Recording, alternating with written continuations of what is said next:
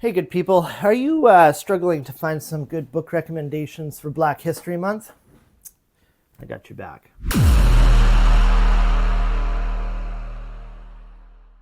So, if you're like me, it's hard to find good reads for Black History Month. Not for lack of any good product out there. There's lots of good stuff out there.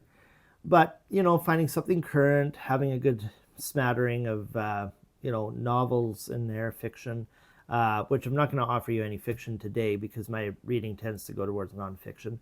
But, it's difficult, and it actually impresses upon all of us the necessity for Black History Month that, these things they don't get promoted the same way that other publications and books get recommended. So you don't have the talent pool, if you will, is not quite as seen out there in the world. And even though there's tons of stuff out there that's just wonderful. So my first recommendation I had read early last year, and to date it's still among my favorites. Certainly for Black history, man, this is just an amazing book.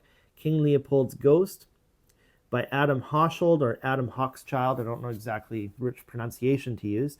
The subtitle is A Story of Greed, Terror, and Heroism in Colonial Africa. This was just such an incredible book. It did enjoy some commercial success.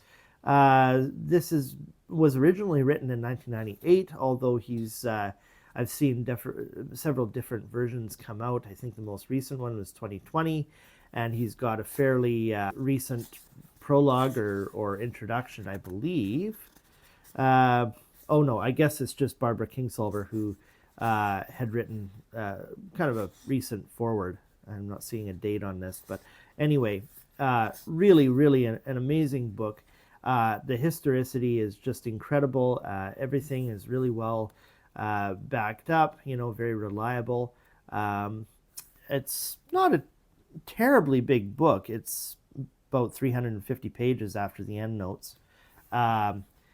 But the detail is just incredible. For those of you who aren't, familiar with this story, King Leopold II was the Belgian king who colonized the Congolese, and to date is one of the most brutal genocides that has ever existed. We got to be careful with the word genocide. I realize that, especially in modern times, because that implies a certain amount of intent. I think personally, it definitely it still falls under the classification of genocide, because even though Belgium relied on this workforce, they did absolutely nothing to improve working conditions. It was just the worst form of slavery you can think of. I mean, that on a par certainly with what was going on in the United States, the transatlantic slave operation there. These poor people, man, it just the amount of gaslighting that they lived through, the propaganda that was used not just by Belgium, although of course they were the worst, but also, how America got involved in this. And this is very much an American story. You'll read further in the book how King Leopold's shills would sort of wine and dine one American president in particular. And, their propaganda, their way of defending this, overtly colonial project was to say, like, we're putting them to work. These people, they're not advanced. They need civilizing. Kind of all those old trappings of colonial, agitprop or whatever. But also they contrasted it with the Arab states, because yes, there was sort of a colonial thing going on from the Arab side, although not even remotely as bad. And so King Leopold would say, like, we're delivering them from the excessive and brutal slavery that the Arabs would have put them to, and which they were doing in sort of the Eastern African states, which is complete nonsense. Any examples or instances that you can find was nothing of the sort that Africans and the Congolese in particular suffered at the hands of European nations, the big imperialist nations. King Leopold had a massive ego.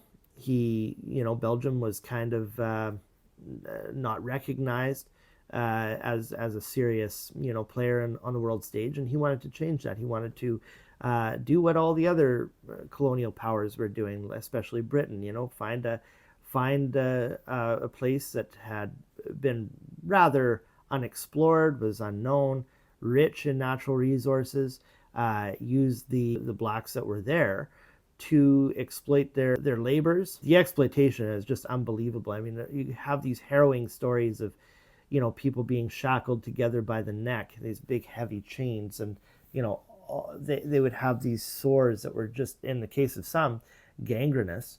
But all of them had these massive calluses and from the heavy chains that they would bear under every day. And they would walk across this makeshift sort of trestle or bridge. And, like all of them, the guy at the back would fall off or something, taking the whole line of slaves with him. This is the kind of negligence and just, cheapness that these poor people were treated with. Like their lives were just expendable. I have to kind of abbreviate what I'm going to say about this book because I don't want to give away too much, but also I have other things to get onto. But man, if you ever get around to reading that, Adam Hochschild is just incredible. I've read others of his works, and he's just a fantastic author, and he takes the side of the underdog. That's what I love about him. This one was really good too. Here, let's get this a little closer here.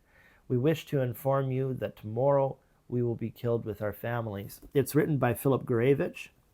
This too came from around the same time, I believe, 1998. The author, Philip Gourevitch, he too is a very good writer, and what he's talking about in here is not perhaps what you would think based on that little caption in the title. That was actually an excerpt faxed to the UN just before a massive slaughter in the Balkan states for a very similar genocide. But his main story here is about Rwanda, the Rwandan genocide by Hutus of the Tutsis, and to a much less extent, because the population was so much less, the Twa people. And the amount of detail in here is, I mean, this is like Holocaust literature, same with that Hochschild book. It just utterly heartbreaking. And, what's interesting too is you see the connections between this, the negligence of the UN and Western powers to all the way back to King Leopold. How Belgium, once they sort of wrested the Congo colony from King Leopold, it still remained under Belgian control until the 60s, I believe, until which time, I believe it was Eisenhower, essentially started to send in the corporations, American corporations, to exploit the same people. And this continued right up until Joseph Desiree Mobutu, the richest person in the world at the time, I believe. He enjoyed that status for a very brief moment anyway. And, there's even footage of President George Bush Sr. Shaking hands with this guy and saying, he's one of our greatest allies in the region, and just, couldn't say enough. Well, yeah, you can understand why. I mean, American corporations and bureaucrats were getting heavy kickbacks and selling out the soul of Congo to American interests. And it goes on to this day. There's a genocide going on in Congo right now. Terrible slavery to produce minerals for electronics, EV batteries. Most of these minerals are used in lithium ion that come out of Congo and can only really be accessed from Congo and a few other places in the world. So you get really the backstory on this. But this, of course, centers mainly on the Rwandan genocide. I meant to add here a little part about the connection to the Congo under Mobutu. You see, Mobutu fanned a lot of these tribal flames and hatreds between Hutus and Tutsis, and also mainly by offering Hutu militias refuge and support militarily. 800,000, I think, in 90 days is what they came up with, which is like I haven't done the math in a while, but it's like the World Trade Center's collapsing about every 6 hours. That's something like that. My math might be a little bit off, but you can correct me in the comments. So, you know, basically a morning of hacking people to death. That's the death toll that was exercised on the Tutsis and the Twa, especially the Tutsis. Again, I got to sort of abbreviate what I'm going to say about these books, but man, just heartbreaking, so much detail. I can't recommend it enough. And this one, because I was feeling like, I don't know, maybe tell me in the comments if you agree with this.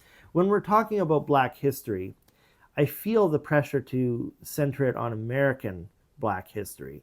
That's just maybe in my own psychology, but you know, and that is where the majority of the exploitation of you know, the African diaspora took place. But this book didn't get hardly any commercial success as far as I'm aware. It's called Empire of Sin, written by Gary Krist. It says the story of sex, jazz, murder, and the battle for modern New Orleans. This is such interesting history. And it's not overtly about, you know, the Black struggle or anything like that. But to speak of New Orleans, you're speaking about Black people. Let's be honest. If we're talking about jazz, we're talking about Black people. That's their tradition. And yes, it's only American in the sense that it's African American. And so let's not commit any cultural misappropriation here. You get an idea of what New Orleans was like. Again, it's not all about Blackness, but there is a lot of stories. And it even talks about Louis Armstrong. He had an amazing story, not quite at the birth, but not far off, you know, the second generation of jazz musicians.